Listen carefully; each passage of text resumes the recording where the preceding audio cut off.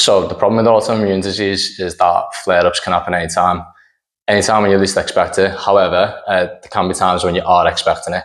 And that usually comes from, with me with arthritis, it usually comes from going out for meals, eating food that I don't usually eat, maybe going out having a drink, or a combination of the two. So that's when a flare-up, I know, can potentially kick off the next day, and I'm going to wake up in the morning and possibly face the consequences. So I've put together a little step-by-step guide, just 5 points to what I do, and I follow the next day just to reset my body and just get myself kind of away from that potential flare-up. So the first thing that I do is I try to make sure I get a good sleep. Obviously with the kids and things, for me, it's hit and miss, but if I can get a good sleep, that's going to get me off to the right start. Your body will repair better when it's asleep, and it'll just get you going. The next one's water. So in the morning, I'll hydrate. I'll make sure I get plenty of water in. If I can add minerals and some salts and things into the water, some electrolytes, then I will do. So I'll put a link in the bio for what I use. But again, your body's dehydrated. It doesn't mix very well with arthritis. So drink plenty of water to start the day. I do a little fast. So there's loads of research on why fasting can be good for inflammation.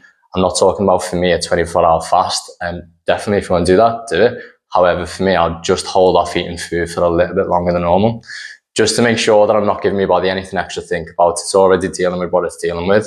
So I'm not going to add digestion into the mix as well. I'm just going to let my body completely settle down and reset. So a couple of hours later than when I would usually eat breakfast. The next thing in that window, I'll try and get some movement in.